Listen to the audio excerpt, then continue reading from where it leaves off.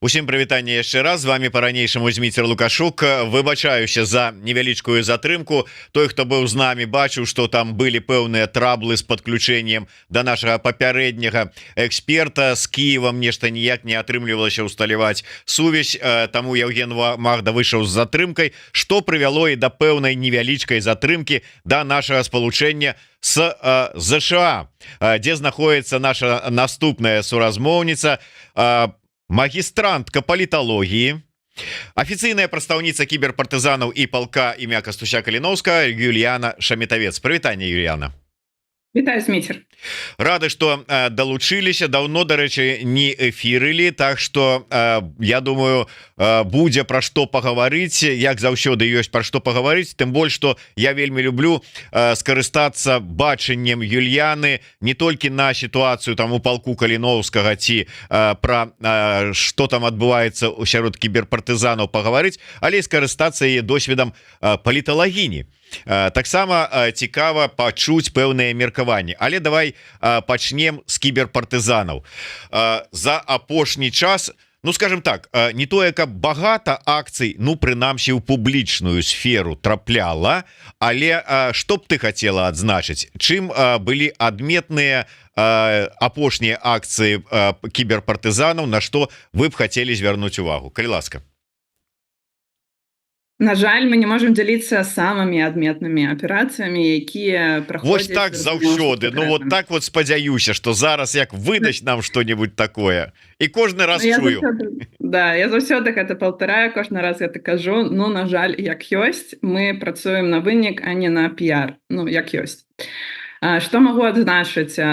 Тое, што працягваюцца рознага кшталту расследаванні, мы іх выпускаем. Напрыклад, можна на нашым канале паслухаць розныя цікавыя праслухоўкі, якія ў нас ёсць 21 года, якія паказваюць, чым жыве рэжым, якія людзі там знаходзяцца.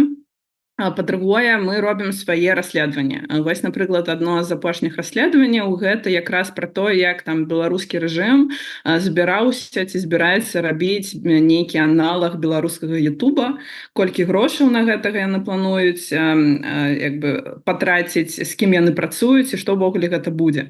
Ну, зразумела, што выглядае, што нічога з гэтага сур'ёзнага не будзе. Ну, такога кшталту вось рэчы мы можам пра гэта казаць, мы можам паведамляць нашых подписчиков, наконт атакаў нечага вось, ну, яркага. Так, я прызнаю публічна, мы не даем пакуль што, але гэта не значыць, што не будзем, тому што, ну, цікавыя рэчы будуць, я думаю, адбывацца ў 25-м годзе як мінімум, выбары надыходзяць, зразумела, што кіберпартызаны ў гэтым напрамку рыхтуюцца. Ну і нядаўна мы адзначылі наш дзень народзінаў 5 верасня, можаце таксама, Зміцер, павіншаваць. Вось працуем ужо вельмі якасна і эфектыўна 4 гады і, як заўсёды, як бы акцыю правялі таксама рэжыму, нагадалі аб тым, што, дзе, як адбываецца і чым кіберпартызаны валодаюць. Ну что ж, я как бы прымаю гэта вот такое так ненавязліва. Юліяна намекнула, что 5 верасня ўжо даўно былі, а Лукашук афіцыйны прадстаўнік Еўрарады афіцыйна не павіншаваў кіберпартызанаў з днём народзінаў. Выпраўляюся, віншую новых поспехаў, новых расследаванняў, новых хакерскіх атак, якія будуць дзяўбсці гэтую лукашэнкаўскую сістэму. Юліяна, а што змянілася за гэты час у кібераў? Я ж ведаю, што гэта такая ініцыятыва дабрачынна, ну, дабрачынная, умоўна кажучы, што людзі не працуюць, гэта не праца. Кожная ёсць свая праца, і вось кожны займаецца, той, хто з'яўляецца кіберам, кіберпартызанам, уваходзіць у вашу структуру, назовём гэта так, гэта у вольны час, то есть ахвяруючы сваім вольным часам займаецца вось такой грамадскай нагрузкай. Як, што адбылося за гэты час у кібераў? Ці шмат адвалілася людзей? Ці шмат прыйшло? Ці вот якія змены адбыліся? Я троху падпраўлю. Насамрэч, у нас ёсць маленькая частка людзей, маленькі адсотак, якія працуюць на кіберпартызанаў увесь дзень. То бок гэта асноўная праца. большасць так гэта валанцеры, якія займаюцца гэта ў вольны час, і гэта з'яўляецца місіяй, у нейкім сэнсе хобі, і сапраўды траціць на гэта шмат свайго часу. Нас насамрэч адбываецца рост групы. Я разумею, што вось у прынцыпе дэмакратычных сілаў сапраўды ёсць такі факт, што людзі сыходзяць, людзі цяжка становяцца, яны там займаюцца сваім жыццём, просто выгараюць, і гэта таксама нармальна, і у нейкіх там палітычных у нас звязках, структурах я гэта таксама адчуваю. Недахоп людзей там непасрэдна нейкі там пасады звязаныя з менеджерствам, напрыклад. Але у кіберпартызанаў спецыфічная група, спецыфічны род дзейнасці. У нас наадварот прыходзяць людзі, можа не так много, як нам хацелася бы, і можа бы не на тыя пазіцыі заўсёды яны зачыняюць, што нам патрэбна, але людзі ідуць, людзі гатовыя дапамагаць, нават там прыходзяць і дапамагаюць з партызанскім тэлеграмам і тэставаць і распрацоўваць, таму што мы развіваем партызанскі тэлеграм, каб рабіць яго больш бяспечным у карыстанні, асабліва ўнутры Беларусі ці там краінах з падобным рэжымам. І таму магу сказаць, што група расце. Бывае, што людзі таксама сыходзяць на некаторы час, таму што там падусталі, ці нешта там трэба рабіць па працы, але гэта не вялікі адсотак. Нам пашанцавала ў гэтым плане, я сапраўды вельмі радая. Ну і все роўна мы заўсёды шукаем фінансаванне, мы заўсёды шукаем рэсурсы, таму што узровень атак, які праводзяць кіберпартызаны, гэта дзяржаўны ўзровень. Узровень баз дадзеных, які ў нас ёсць, гэта ўзровень дзяржавы, і гэта наша адказнасць абараняць гэты дадзены. Таму мы трацім, бывае, і свае асабістыя нейкія рэсурсы і грошы на тое, каб аплаціць, напрыклад, серверы, каб аплаціць тэхналогіі, якія б абаранялі дадзеныя беларусаў. Таму гэта пытанне вельмі актуальнае. Мы заўсёды ўдзячныя тым, хто нам дапамагае, заўсёды шукаем магчымасці так, каб аплочваць заробак людзям, каб аплочваць тэхналогіі, таму што проста будучы валанцерскай арганізацыяй, асабліва калі ты развіваешся і расцеш, асабліва улічваючы, што сапраўды ўзровень атак ён толькі расце. Вось можна нават там судзіць па таму, што кіберпартызаны рабілі ў 22-м годзе, узлом мы там чыгункі 21 год, узлом муса. У нас ўзровень таго, што ламаецца, ён не паменшаўся, ён толькі павялічваецца. І вось дзеля гэтага, канешне, не буду тут лукавіць, рэсурсы патрэбны, і мы іх заўсёды шукаем. Таму я раю ўсім цікаўным і хто падтрымлівае дзейнасць кіберпартызана падтрымаць іх. Для гэтага можна зайсці, скажем, на тэлеграм-канал кіберпартызаны бай, і там у версе ёсць замацаванае паведамленне, кантакты і данаты.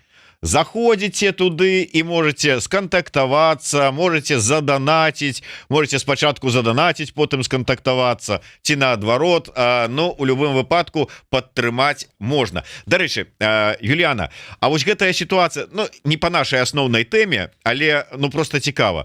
Сітуацыя з Дуравым, вось заснавальнікам тэлеграма, нейкім чынам на вашу дзейнасць паўплывала, і тое, што ён зараз нібыта актыўна супрацоўнічае з французскімі спецслужбамі.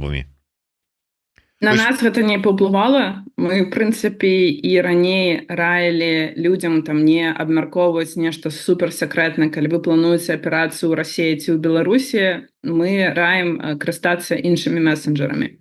Калі гэта проста некая размова, якую... Давай уже адразу, якімі карыстацца месенджерамі лепей? Гэта можна знайсці на нашым канале Telegram і кібербезапаснасць. Просто будзе лепей пачытаць, дзеля чаго вам патрэбны розныя месенджеры і нават аплікацыі. І гэта залежыць ад сітуацыі, у якой вы знаходзіцеся, і залежыць ад тэмы, якіх вы хацеце абмяркоўваць. Ёсць там, напрыклад, як мінімум сігналы, які вядомы, таму што калі я буду там раіць нейкі там супер кіберскія прылады, яны могуць проста быць не... люди не змогуць зразумець, як іх спампаваць, як іх усталяваць, як там зрабіць яшчэ одну спецыфічную там некую абарону на тое, каб гэта немагчыма было чытаць. Таму павінен быць заўсёды баланс аб тым, каб гэта было добра карыстацца і каб гэта было бяспечна. Але гэтую інфармацыю мы гэтай інфармацыяй дзелімся заўсёды. Дарэчы, гэта сапраўды вельмі добры канал. Таксама можна знайсці па тэлеграме кібербяспека.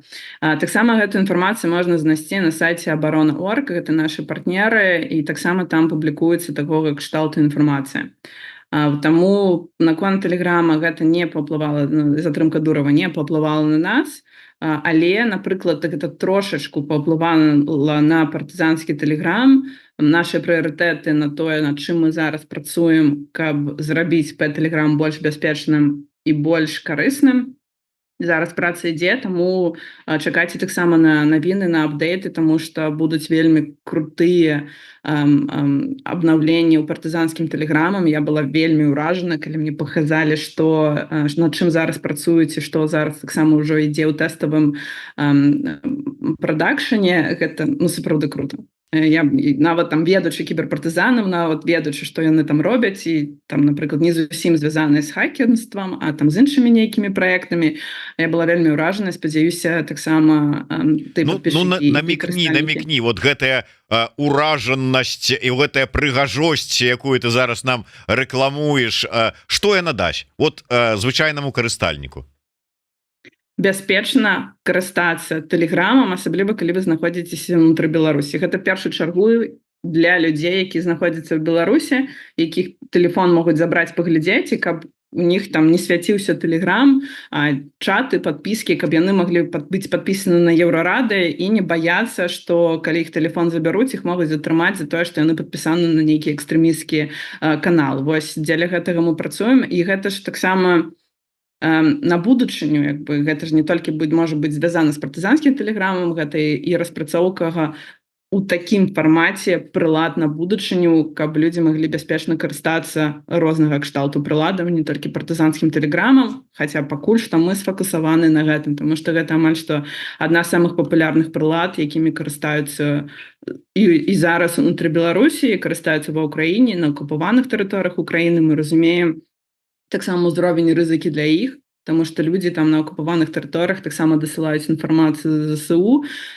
і для іх таксама мы там атрымоўваем нейкі фідбэк ад гэтых людзей, ад украінцаў, у прынцыпе, кажучы аб тым, што патрэбна і што было б карысна, і як насамрэч гэта можа захоўваць жыцці нават людзям, не проста тое захоўваць, каб яны не папалі ў турму. Умоўна кажучы, зараз жа ж вот як нам паведамляюць, не толькі там забіраюць канкрэтна ва ўсіх на мяжы, хто едзе там, умоўна кажучы, там з Беларусі ў Польшу ці з Польшчы ў Беларусі, там Літва, там ці яшчэ дзе-небудзь, тэлефоны для праверак. А пакажыце-ка ваш телефончик.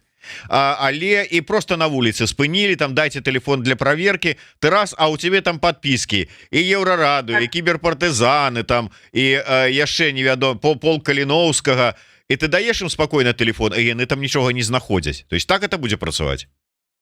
Яны могуць так, па-першае, калі вось будзе новая фіча, про якую я таксама кажу, так, могуць нават не пабачыць тэлеграм, а можна, калі ёсць тэлеграм і калі вы карыстаецеся партызанскіх тэлеграмаў, ёсць таксама магчымасць зрабіць фейкавы пароль. Гэта значыць, што калі ты ўводзіш пароль, каб зайсці ў тэлеграм, пры ўвядзенні гэтага пароля выдаляюцца, убіраюцца усе падпіскі, якія вы спачатку адзначаеце рызыковымі. Ім просто можна не баяцца, мець іх заўсёды пры сябе, чытаць навіны ад кіберпартызанаў, Еўрарады, палка і іншых класных арганізацый, але калі вось на вуліцы прыпыняюць, забіраюць тэлефон, уводзіш гэты спецыяльны пароль, і ўсё прападае, выглядае тэлеграм звычайным, што ты там абмяркоўваеш нейкі там рэчы там з сям'ёй, мамай, татам і гэтак далей. Мы таксама вельмі раім не рабіць тэлеграмы, не рабіць гэты месенджер абсалютна пустымі, таму што гэта заўсёды выклікае пытанне. Калі бяруць тэлефоны, там ніякіх месенджераў няма, гэта падазрона. Калі адчыняюць тэлеграмы, там ніякіх падпісак няма, ніякіх чатаў няма, гэта таксама падазрона. Таму я і раім карыстацца, рабіць нармальны выгляд, але рабіць гэта разумна. Карыстацца партызанскіх тэлеграмам, рабіць гэты спецыяльны пароль, каб у выпадковых такіх вось сітуацыях, стрэсавых сітуацыях на вуліцы, на працы, мы ведаем, таксама праглядаюць тэлефоны, даволі выпадкова быць падрыхтаваным. Вы свой дзень народзінаў, про які ты мне так вот ненавязліва намекнула, нагадала, скажем так, адзначылі атакай, хакерской атакай на лукашэнкаўскі ресурс «Правда Гомеля». І з аднаго боку гэта быў такі тролінг гэтых прапагандыстаў, з іншага боку вы далі вось свае там такія спасылачки, то есть вот ты заходишь на «Правду Гомеля», а можна было там потым пайсці і прайсці на партызанскі Telegram, на партызанскі СМС і на іншыя вось ваши каналы. То есть с одного боку і троллинг, с другого боку і подкидывание людям информации, куды им варта зайсці, поглядеть, почитать. Але с третьего боку, ну думаешь, ну на День народзінаў могли бы ламануть что-нибудь больш сур'ёзнае, чым «Правду Гомеля». Гэта добрае пытанне. Мы заўсёды абмяркоўваем. У нас насамрэч шмат вось, ну я б не казала там спораў, але вось такой аргументацыі, а што нам больш важна, таму што калі ты абвяшчаеш узлом нейкага ресурса, асабліва калі гэта таксама ўключае ўнутраныя сеткі, то есть вялікая верагоднасць, што наших маіх калегаў кіберпартызанаў выкінуць з гэтага ресурсу, ці там будуць адразу працаваць над тым, каб кіберпартызаны не маглі вярнуцца ў гэты ресурс. І вось тут пытанне: а нам патрэбна, каб мы заставаліся ўнутры сетак і пампавалі там дадзеныя увесь час? А нам патрэбна, напрыклад, там нейкі ресурс скарыстаць, вось як было з чыгункай. Калі б кіберпартызаны зламалі яе на свой дзень народзінаў, ну класна, круто, пагаварылі пра гэта бы там некалькі, там, можа, тыдняў максімум, і як бы паехалі далей. Як бы што гэта зрабіла у маштабе, як бы вось вынік на сітуацыю. Ну, сапраўды, канешне, гэта заўсёды пужае рэжым, гэта паказвае, што кіберпартызаны працуюць унутры, гэта там пэўныя эмоцыі, і ў тым ліку для там магчымых, напрыклад, перамоваў, як бы калі мы пра гэты кантэкст скажам. Але зразумела, што калі пачалася паўнамаштабная вайна і кіберпартызаны ўзламалі чыгунку ў гэты момант, калі было рэальны ўплыў на тое, што адбываецца, і на прыпыненне лагістычных вось гэтых працэсаў, каб Расія не магла перабрасваць свае войска там так эфектыўна, часта і хутка, як бы гэта было патрэбна для нападу на Кіеў, зразумела, што вынік, ну, у 100 крат больш вышэйшы, калі б мы гэта зрабілі проста там у нейкую важную дату. Ну, таму вось і нам патрэбна заўсёды вельмі асцярожна і вельмі правільна выбіраць момант, калі атакі, якія звязаны не проста з атрыманнем дадзеных, а, напрыклад, вось з нейкім эфектам, там прыпынення працы чыгункі, прыпынення там працы некага прадпрыемства, ён выбраны правільна. І гэта залежыць заўсёды ад некалькі фактараў. Ад фактараў таго, ці можам мы далей знаходзіцца, ці не можам, ці сапраўды гэта можа паплываць на нейкую рэальную сітуацыю ў краіне, ці, напрыклад, на расійскае прысутнічаства ў Беларусі. Таму і мы вырашылі, што пакуль мы не можам нешта такое больш высокага ўзроўню ўзламаць, адзначыць дзень народзінаў, парадаваць людзей, а радаваць людзей таксама вельмі важна, таму што там унутры Беларусі нам людзі часта пішуць, што вось адзіны вы, хто нешта робіць унутры Беларусі, не забывайцеся пра нас, там душыце рэжым, гэтак далей, падтрымліваюць, і гэта таксама важна. Але вось як бы заўсёды трэба шукаць гэты баланс, што больш важна, і якія сістэмы і знаходжанне ў гэтых сістэмах для нас з'яўляецца больш важным. Но вось таго, што людзі чакаюць, яны вось сапраўды зараз і пішуць. Матахары піша: чакаем ад кібераў падарунка Луке на дзень выбараў. Ці ёсць такія планы? Ну вось Юліана ўжо раней сказала, што планы ёсць, но я так разумею, што як сапраўдны сакрэтны агентка, яна нічога нам з гэтай нагоды не скажа, пакуль што. Пакуль што не.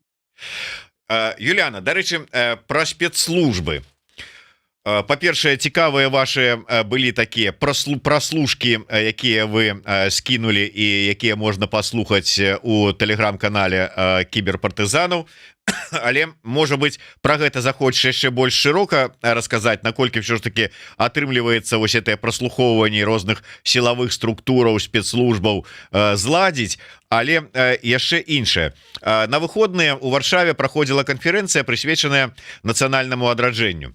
У гэтай канферэнцыі ў працы яе браў удзел наш агульны знаёмы, палітычны прадстаўнік палка Каліноўскага Зміцер Шчыгельскі. І выступаючы там са сваім бачаннем таго, як тэма нацыянальнага адраджэння мусіць быць рэалізавана у розных вайсковых, сілавых там і іншых там службах, таких вось. Ён сказаў, што зараз для нас просто жыццёва неабходна стварэнне сваёй спецслужбы для дэмакратычных сілаў. Спецслужбы, якая мусіць, калі я яго спытаўся, з якіх кадраў яе ствараць, ён сказаў, што трэба браць тых, якія ёсць. Найперш, это кіберпартызаны, гэта Белпол, гэта вось іншыя, можа быць, нейкія структуры, якія, прынамсі, маюць уяўленне, як сілавыя структуры працуюць. Ці гатовы сапраўды кіберпартызаны да такой вось калабарацыі і, можа быць, трансфармацыі ў спецслужбу, у аддзел спецслужбаў дэмсілаў? Давай я зараз спытаюся. Давай я у тебя спытаюся не як прадстаўніка кіберпартызанаў, а як у паліталагіні. Вось твоё бачанне этой праблемы. Глядзі, паўнавартасныя спецслужбы, як яна працуе ўнутры дзяржавы, зразумела, мы не зможам пабудаваць. Гэта будзе нейкае падабенства, нейкі фармат спецслужбы, і гэта, канешне, патрэбна, каб гэта функцыянавала больш сістэмна і больш эфектыўна. Зразумела, мы там кіберпартызаны ахопліваць пэўную частку, яна вельмі важная, і мы, ў прынцыпе, супрацоўнічаем вось там і з Белполом, таксама мы на сувязі там з усімі, мне падаецца, амаль што там сакрэтнымі ці там полусакрэтнымі арганізацыямі, якія працуюць у гэтым напрамку, таку блізка да спецслужбнай працы. Каб гэта стала больш сістэмна і цэнтральна, думаю, было б карысна. Але ж як на практыцы гэта зрабіць, гэта пытаннечка. Кіберпартызаны не будуць, там, напрыклад, дэаноніцца дзеля таго, каб там ім далі нейкую, не ведаю, ранг, каб яны там справаздачыліся там камусьці, ці сталі начальнікам і ім бы справаздачыліся, так? Я гэтага не бачу, гэтага не адбудзецца дзеля там пабудавання гэтай структуры. Але калі мы знойдзем фармат, каб гэта было таксама бяспечна і гэта працавала, канешне, было б карысна. Але пытанне, за што будзе адказваць гэтая спецслужба, якія накірункі дзейнасці. Гэта таксама важна. Разведка, контрразведка, які там планаванне аперацый, там праверка, верыфікацыя усіх удзельнікаў дэмакратычных сілаў, што, ў прынцыпе, кіберпартызаны так гэтым займаюцца. Таму, калі мы вырашым гэта пытанне, тады можна будзе казаць пра тым, што там будуецца нейкая цэнтралізаваная спецслужба.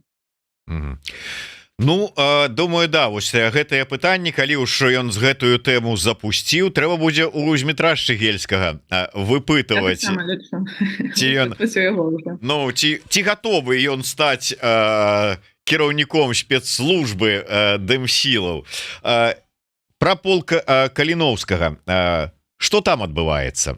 Наколькі ўсё ж таки атрымліваецца збудаваць нацыянальна-вызвольны рух на падмурку палка Каліноўскага і гэтак далей? Што ў гэтым накірунку можаце нам расказаць?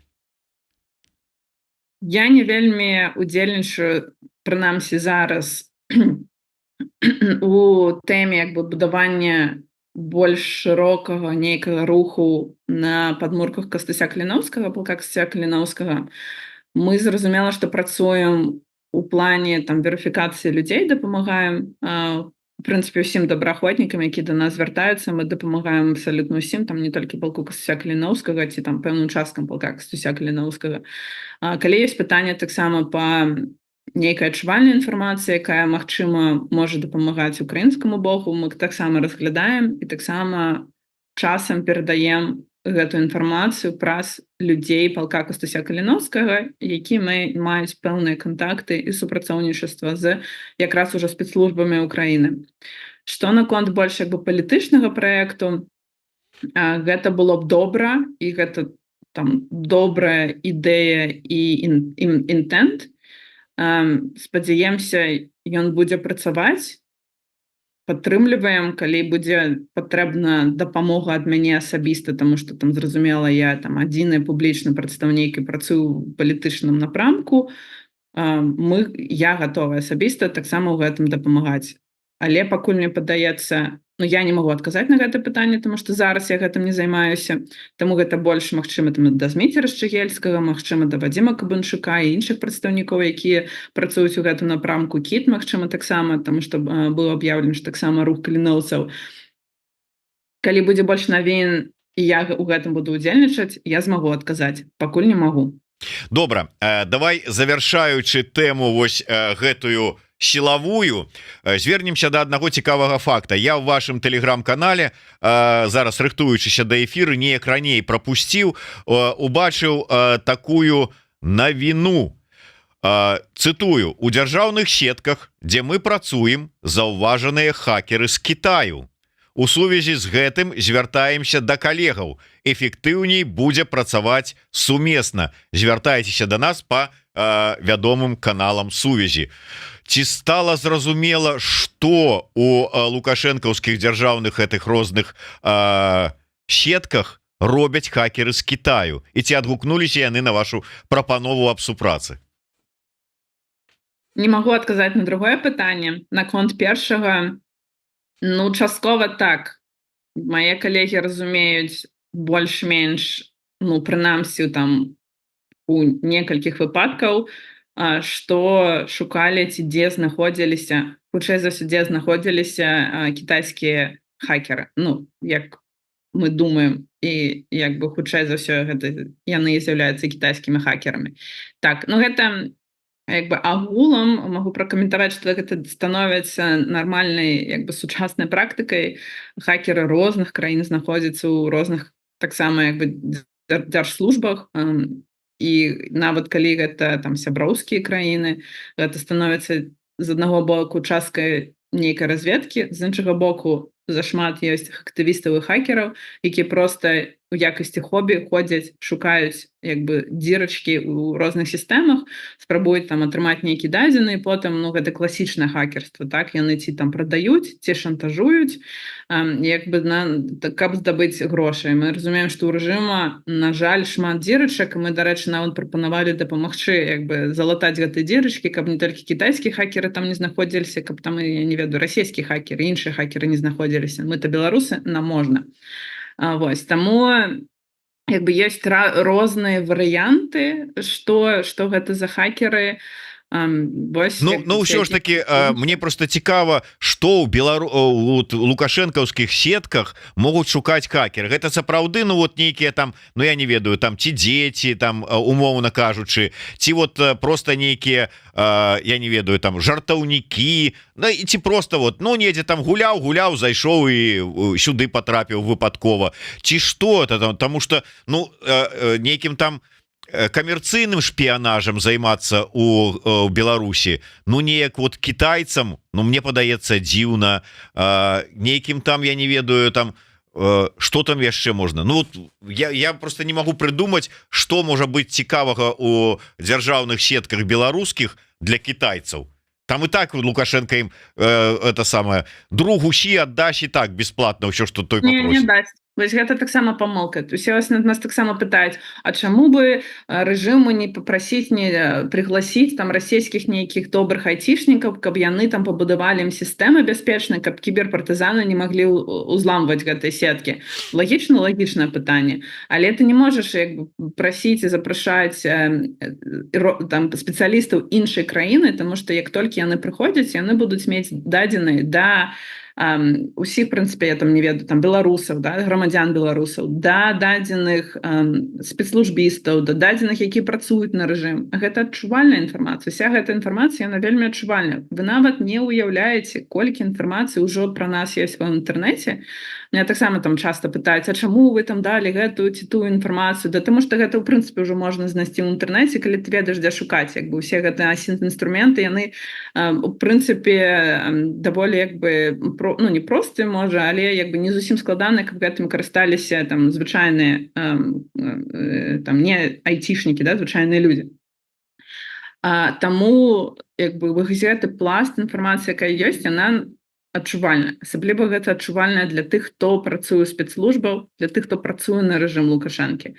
Ну ёсць пэўныя прадпрыемства, якія таксама з'яўляюцца такімі стратэгічна важнымі для рэжыма, якія выконваюць таксама стратэгічна важную працу, і яны як бы эфектыўныя. Мы не можам казаць, што ўсё, што адбываецца ў Беларусі, ці ўсё, што звязана з рэжымам, то яно адразу дрэннае, неэфектыўнае, развальваецца. Гэта неправда. У них ёсць пэўныя поспехі, яны могуць быць там таксама ў нейкіх атраслях эфектыўнымі.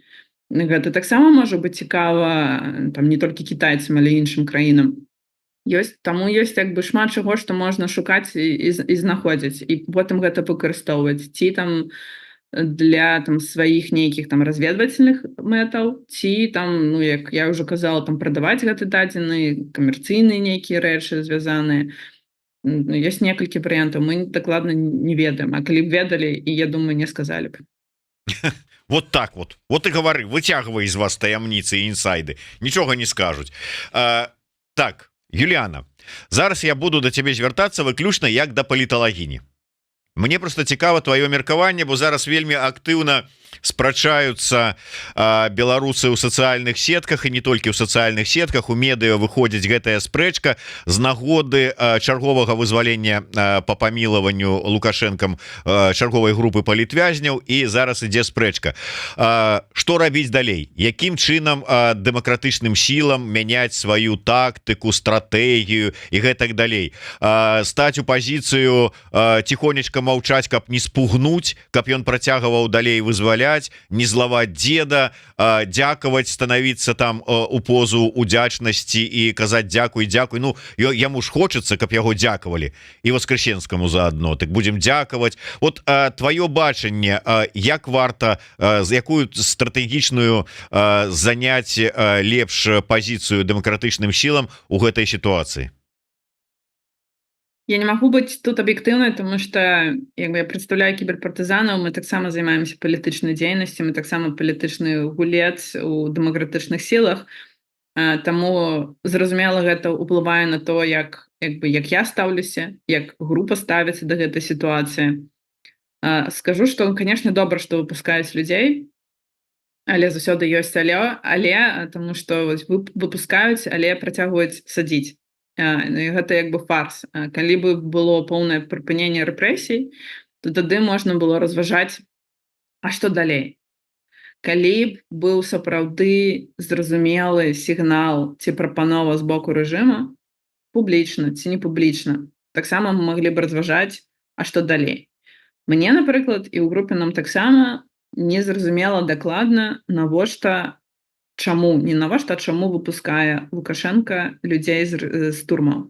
Ці гэта сігнал для беларусаў унутры Беларусі, падрыхтоўка нейкая для выбараў? Ці гэта сігнал для дэмакратычных сілаў? Ці для еўразвязу і там неяк Кітай у гэтым звязаны?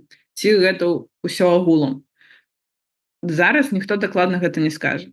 Калі рэжым зможа сфармуляваць зразумела, што ён чакае, ну, як бы, дзякуй, ну, гэта троху смешна. Ну, скажу дзякуй, і што? Ну, як бы, і далей. Ну, гэта, як бы, смешна думаць, што там тое, што скажуць, ну, скажу дзякуй, і мы далей там будзем ламаць сеткі. Як бы, і што з гэтага будзе? Таму, як бы, разважаць тут зараз даволі цяжка. Ну, і зразумела, трэба адзначаць, што працягваюцца рэпрэсіі, і гэта трэба разумець, як працуе Лукашенко там у 6-10 годзе, як ён займаўся гандлем палізняволеных. І трэба як бы больш спакойна да гэтай сітуацыі ставіцца, у сэнсе, што пачынаюцца сапраўды сваркі, і гэта тое, чаго жадае рэжым, каб там былі розныя погляды, і яны былі даволі агрэсіўнымі. Трэба разумець, што вораг у нас застаецца аднім. І калі ёсць гучыць прапанова, што нам трэба станавіцца ў нейкую позу. А каму нам таксама пытанне, да? Дэмсілам, Светлане Ціханаўскай, асабіста Павлу Латушку, кіберпартызанам, палку, як бы што, палку скласці зброю і перастаць ваяваць супраць расейцаў, як бы я пакуль не разумею, што частка прадстаўнікоў дэмакратычных сілаў жадае ад дэмсілаў ад розных груп, потому што мы не цэнтралізаваны, гэта таксама трэба разумець, што жадаюць, просто нейкіх слоў, нейкіх дзеянняў, ці ёсць у них кантакты з рэжымам Лукашенко, каб можна пачаць гэтую размову з перамовамі, што значыць быць цішэй. Мне шмат пытанняў. Я пакуль гэта просто слово дэбаты, але што гэта значыць вось у практычным сэнсе, я не разумею. Ну сапраўды цяжка гэта зразумець, тому что калі задаюць пытанне, ну а вам хто-нибудь сказаў, што ён гатовы да перамоваў з таго боку? Ну прынамсі дэмсілам ніхто нічога не сказаў. Вы ведаеце, якія там патрабаванні? Ну конкретно конечно кожны можа сказаць, вядома, што яны хочуць перагарнуць старонку, зняць санкцыі, прызнаць яго легітымным і гэтак далей. Але гэта наше меркаванне, якія конкретно там так вымогі ніхто не ведае, а трэба пачаць перамовы хаця бы дзеля того, каб вот даведацца гэтыя вымогі, з кім, каму і што. Я думаю, што ніхто не супраць таго, каб пачаць некага фармату перамовы. І гэты сігналы, не то што сігналы, гэта адчынена прагаворвала і Светлана Ціханаўская, там нават кіберпартызаны гэта рабілі заяву, калі мы ціснем на тое, каб выпускалі палізняволеных падчас узломаў. Гэта гучыць публічна, адказна даволі ўжо пэўны час. Пытанне ў тым, што ніякага фідбэка ад рэжыму ці нейкіх спробаў нават праз там еўрапейскіх пасярэднікаў няма. Таму калі той бок не хоча перамаўляць, ну што далей. Калі ёсць нейкая ідэя, як прымусіць тот бок для перамоваў, я думаю, гэта было б карысна паслухаць, таму калі у той часткі людзей з дэмсілаў ёсць на гэты кшталт ідэі, я думаю, гэта было б карысна для ўсіх. Каб гэта не проста гучала словамі, а каб гэта мела нейкі таксама практычны сэнс, практычнае дзеянне.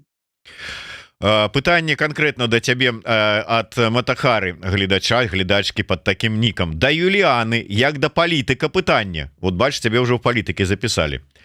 Як яна адносіцца да санкцый? А што рабіць? Санкцыі бываюць рознымі. Трэба я не могу казаць, што там абсалютна ўсе санкцыі трэба выставляць, выкарыстоўваць. Я не спецыяліст у гэтым плане, але санкцыі сапраўды могуць быць эфектыўнымі. Пытанне ў тым, як гэты санкцыі накладваюцца, як потым адсочваюць, чтобы санкцыі не абыходзілі. Таму што нават там па сітуацыі з Расіяй мы бачым, як ствараюцца вельмі шматлікія кампаніі, арганізацыі у Турэччыне, у той же самой Беларусі, і развязваюць абыходнымі шляхамі, набываюць тэхніку нават з Амерыкі. І гэта класная праца расследавацеляў, вельмі якасная, калі яны выкрываюць і такім чынам супрацоўнічаюць з дзяржаўнымі службамі, якія санкцыі гэта накладваюць і адсочваць потым. Таму калі рабіць гэтыя санкцыі, трэба рабіць гэта разумна. Калі таксама іх рабіць эфектыўна ў сэнсе, што логіка гэтай санкцыі павінна змяняцца, тому што гэта бюракратычныя апараты, якія бываюць год накладваюць на кампанію, якая уже зрабіла себе шэраг кампаній у еўразвязу і іншых краінах і зможа абыходзіць гэты санкцыі, уже ведаюць, як абыходзіць гэты санкцыі. Ну гэта троху неабчымна. Пры гэтым накладваць санкцыі, якія 100% нават не 100%, а больш уплываюць на звычайных людзей, а не на рэжым. Ну таксама пытанне, наколькі гэта эфектыўна, і гэта сапраўды можа адварочваць людзей, беларусаў ад падтрымкі или жадання быць у развязу. З іншага боку, я разумею, што ідзе вайна, што Беларусь у гэта ўвязана. Хацелася б нам, не хацелася, гэта ўжо факт.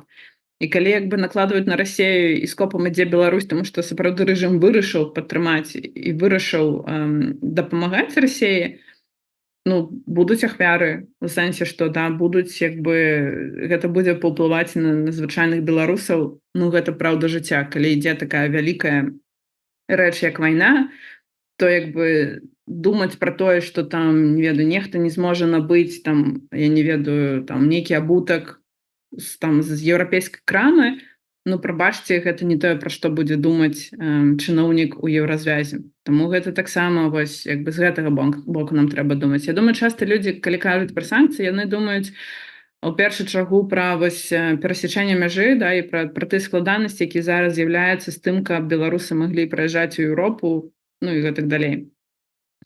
Гэта сапраўды складанае пытанне.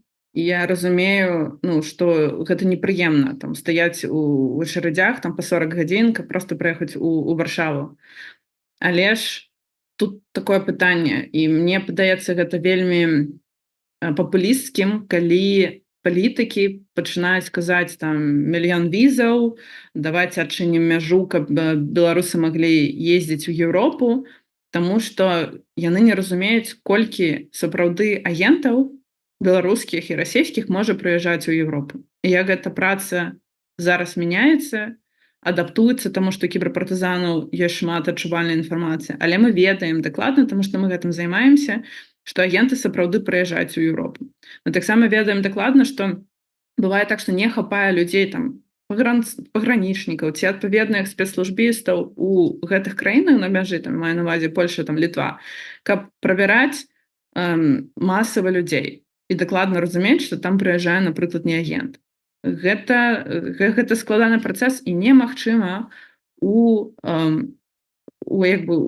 часе вайны, каб проста вось адчыняць мяжу і даваць абсалютна ўсім жадаючым і добрым людзям. Большасць там добрых людзей. Зразумела, калі я кажу, што шмат агентаў прыязджаюць, адсотак ён усё роўна не такі ж вялікі, але ён дастатковы, каб паўплываць на як бы тое, што адбываецца ў гэтых краінах. Ніхто не жадае нейкіх там незразумелых акцый, там сачэння за тым, як, напрыклад, прывозяць зброю ва ўкраіну і гэтак далей. Ну, ўсё, што звязана з тым, як вядзецца вайна супраць таксама і еўрапейскіх краінаў з боку расійскага рэжыму. І беларускі рэжым гэта падтрымлівае. Таму як бы тут не бывае чорнага-белага, трэба разумець усе нюансы і складанасці, якія звязаны з санкцыямі, якія звязаны з абмежаваннем беларусаў прыязджаць у еўрапейскія краіны. Так, ну што ж, пытанне пра тое, калі вы ўжо знойдзеце грошы Лукашэнкі, задаваць не буду. Але іншае пытанне. Вось ты сказала, мы не ведаем, што там хоча рэжым, чаго ён хоча дасягнуць гэтымі сваімі дзеяннямі, там вызвалення палітвязняў. Слухайце, а можа вам зламаць што-нибудь, каб гэта даведацца? Ну, я не ведаю, там, пошту працоўную Пяткевіч. Про Лукашенко там ці про Вальфовича не говорим. А может быть там вот где-то оно тут вот зарыто там Петкевич круты. Вось хто дакладна нам, вось калі ласка, пішыце нам у чат-бот, хто дакладна ведае, дзе гэта інфармацыя будзе. Таму што узламаць нешта займае пэўную колькасць рэсурсаў, як чалавечых, так і часавых. І калі проста сидзець і шукаць як бы у акіяне магчымасцяў, дзе гэта інфармацыя будзе, ну гэта неэфектыўна. Мы любім працаваць эфектыўна. Але калі нехта ведае дакладна, дзе гэта інфармацыя ёсць, калі ласка, пішыце, гэта будзе вельмі карысным. Канешне. Не хочаце вы, як у народных казках пісалі, пайдзі туды, не ведаю куды, і прынясі тое, што... А тут, правда, ведаем, што прынесці, і будзе вам тады кветачка хорошенькая. Добра, на заканчэнне. Пытанне такое, для тых, кому цікава больш шырока гэтую тэму разабраць, я ізноўку адпраўляю на тэлеграм-канал, як мінімум тэлеграм-канал кіберпартызанаў, кіберпартызаны бай, дзе выкладзена расследаванне з нагоды вось гэтага беларускага Ютуба, ці як его правильно назваць. Што ён у сябе ўяўляе, кіберы добра ўсё расклалі. Одно пытанне, Юліана, ці склалася у вас уражанне, што гэта першы крок на шляху да забароны нармальнага Ютуба на тэрыторыі Беларусі, ці не? Вот як вы гэта ўспрымаеце? Пакуль гэта так не выглядае. для нас. Яны не могуць стварыць нешта падобнае. Ну, нават расейцы паспрабавалі з рутубам, і все роўна яны не блакуюць звычайны YouTube. А тут мы кажам пра там нейкую відэахосцінг, дзе будуць наведваць там колькі 3000 ў першы год. Ну гэта ні аб чым, гэта як бы смешна проста слухаць, самі прапагандысты выкарыстоўваюць YouTube і разумеюць важнасць таго, каб яны гэта выкарыстоўвалі, тому што ну яны становяцца больш эфектыўнымі, гэта таксама праўда. Іх з'яўляецца больш праглядаў. Як бы ніхто не будзе ад гэтага адмаўляцца, і ў бліжэйшы час мы ўпэўнены, што ніякай там блакіроўкі дакладна не будзе. Ну, усё можа быць, канешне, там пачынаць трэця сусветная ці нейкі такія сцэнары больш крытычныя, і тады, канешне, нельга казаць дакладна, але у сучаснай рэальнасці вось магчымасці блакавання Ютуба мы не бачым. І як бы магчымасці стварыць нешта падобнае мы таксама не бачым, і гэта можна прачытаць у расследаванні, чаму як бы у рэжыма няма ні рэсурсаў, ні магчымасцяў гэта зрабіць. Ну тым больш, калі не будзе там Ютуба, як яны прапагандысты будуць глядзець на Ютубе нашыя стрымы Еўрарадыё. А яны ж так вот і кажуць, што мы ўжо тут стаміліся ваши эфіры ўсе праглядаць ад коркі да коркі. А также ж і вот што, за што грошы ім будуць плаціць? Хай вот работают. Дякую вялікі, Юліяна, да сустрэчы. Спадзяюся, што убачымся неўзабаве ў студыі Еўрарадыё. У любым выпадку вітанне яшчэ раз с юбілеем амаль што кіберпартызанам, з іх днём народзінаў, хоць і са спазненнем. Ну і дзякуй за тое, што вы робіце. Жыве Беларусь. Дзякуй вялікі, жыве вечна.